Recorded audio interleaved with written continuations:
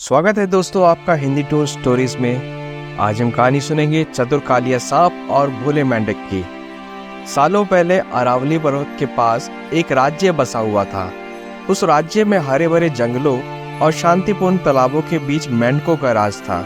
लेकिन वहाँ एक बूढ़ा और चालाक सांप कालिया भी रहता था। समय के साथ उसकी उम्र ढलने लगी और शिकार करना उसके लिए मुश्किल हो गया। एक दिन कालिया सांप ने एक चालाक योजना बनाई। वह धीरे धीरे एक तालाब के पास गया जहाँ मेंढक अपने खेल में मग्न थे। वह तालाब के किनारे एक बड़े पत्थर पर उदास होकर बैठ गया। उसकी रोनी सूरत को देखकर एक उत्सुक मेंढक पास आया और पूछा, चाचा, आज आप इतने उदास क्यों हैं? क्या आपको खाना नहीं मिला? सांप ने अपने आंसू पोंछते हुए कहा, मेरे प्यारे, आज मैं एक मेंढक का पीछा करते हुए एक ब्राह्मण के पास पहुंच गया। दुर्भाग्यवश उस ब्राह्मण की बेटी को मैंने काट लिया, जिससे उसकी मौत हो गई। गुस्से में आकर ब्राह्मण ने मुझे श्राप दिया कि मुझे अपनी भूख मिटाने के लिए मेंढकों की सवारी बनना पड़ेगा। इसी कारण मैं यहाँ आया हूँ। मेंढक ने यह सुनकर सोचा कि यह तो बड़ी अजीब बात है। वह जल्दी से तालाब में कूदकर अपने राजा मेंढक राज के पास गया और सारी बातें बताई।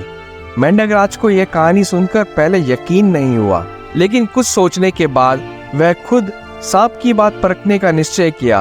वह बाहर आया और सीधे सांप के फन पर जाकर बैठ गया। उसे देखकर अन्य मेंढक भी उसकी देखा देखी करने लगे। कालिया समझ गया कि मेंढक उसकी परीक्षा ले रहे हैं। वह बिना किसी हिचकिचाहट के उन्हें अपने फन पर कूदने दे रहा था और आराम से इधर उधर घुमा रहा था। इससे मेंढकों का भरोसा जीता गया। कुछ समय बाद सांप ने अपने चलने की गति थोड़ी धीमी कर दी। मेंढक राज ने चिंतित होकर पूछा, हे सर, तुम्हारी चाल इतनी धीमी क्यों हो गई? सांप ने आह भरते हुए कहा, मैं बूढ़ा हो गया हूँ और ब्राह्मण के श्राप की वजह से भूखा भी, इसलिए मेरी शक्ति घट रही है। यह सुनकर मेंढक राज ने सांप को आदेश दिया, तुम छोटे छोटे मेंढकों को खा सकते हो ताकि तुम्हारी भूख मिट सके और तुम्हारी गति वापस आ जाए।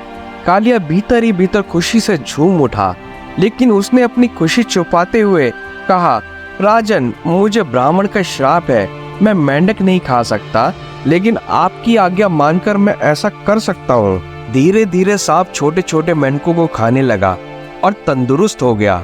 उसे बिना किसी मेहनत के रोज भोजन मिल रहा था और वह बहुत खुश था।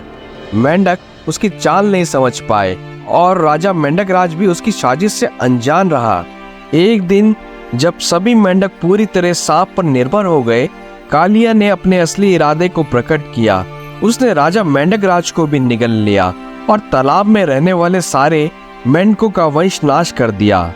तो दोस्तों, इस कहानी से यह सीख मिलती है कि शत्रु की बातों पर जल्द भरोसा नहीं करना चाहिए, नहीं तो खुद की और अपने लोगों की हानि होना निश्चित है। तो दोस्तों, हम आशा करते हैं कि आपको हमारी कहानी पसंद आई होगी। आप हमें कमेंट सेक्शन में ज़रूर बताएं और हमारे चैनल हिंदी टून स्टोरीज को लाइक करें, सब्सक्राइब करें और ज़्यादा से ज़्यादा शेयर करें। हम आपसे फिर मिलेंगे एक नई कहानी के साथ। तब तक के लिए आपका धन्यवाद।